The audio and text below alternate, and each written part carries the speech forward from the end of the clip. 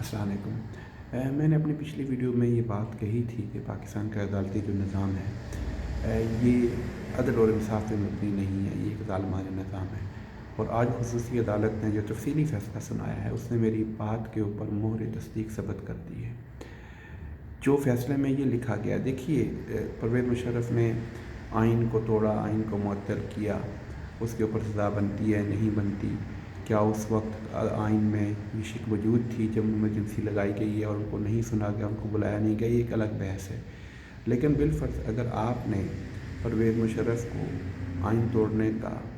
مرتکب قرار بھی دے دیا ہے اور ان کے لیے سزائے موت آپ نے متعین بھی کر دی ہے، تو یہ لکھنا کہ ان کی لاش کو اگر وہ پہلے مر جائیں تو اس کو 3 دنوں تک گھسیٹ کر ڈی چوک پہ لایا جائے اور وہاں 3 دنوں تک لٹکایا جائے، یہ اس بات کی علامت ہے کہ آپ نے جو فیصلہ کیا ہے وہ فیصلہ آپ نے عدل کے تقاضوں کے مطابق نہیں کیا،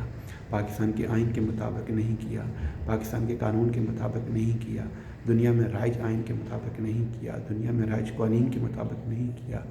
اسلامی تعلیمات کے مطابق نہیں کیا، بلکہ یہ فیصلہ آپ نے اپنے غصے اور اپنے اندر جو بغض ہے اور اپنے اندر جو حسد ہے اور اپنے اندر جو ایک دشمنی ہے پاکستان کے اداروں کے لیے اور سلامتی کے اداروں کے لیے اور بالخصوص پاکستان فوج کے لیے، آپ نے اس کی عکاسی کی ہے۔ کوئی ذی شعور شخص، کوئی سمجھ والا شخص یہ ایسا فیصلہ لکھ سکتا ہے کہ ایک شخص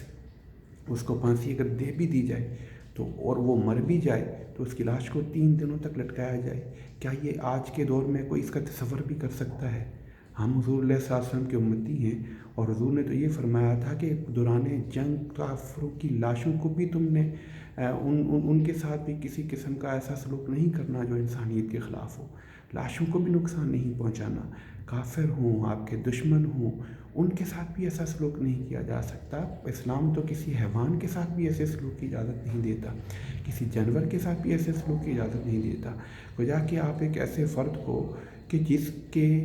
جو چیف آف آرمی اسٹاف رہا ہو، جس نے پاکستان کے لیے جنگیں لڑی ہوں اور اس کی غداری کا مرتکب ہوا یا نہیں ہوا، یہ بھی ایک ایسی بات ہے کہ جس کے اوپر مختلف آراء معاشرے میں اور قوم میں پائی جاتی ہیں۔ آپ اس فرد کے لیے یہ فیصلہ کر رہے ہیں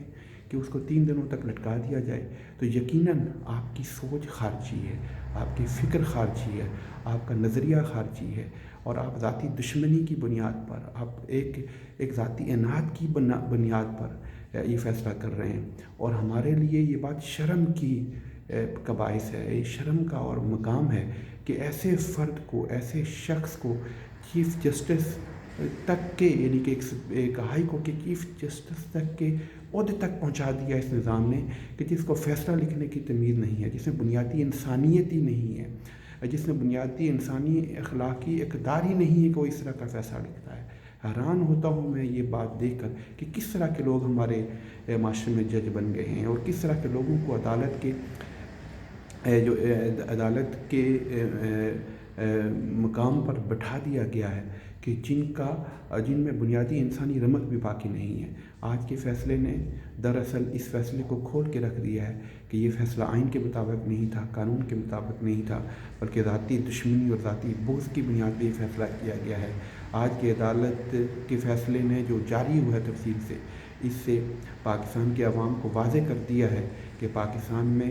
ایک ایسا طبقہ ہر جگہ موجود ہے جو پاکستان کا دشمن ہے، جو پاکستان کی سلامتی کا دشمن ہے، جو پاکستان کے بقا کا دشمن ہے اور جو پاکستان کو دوبارہ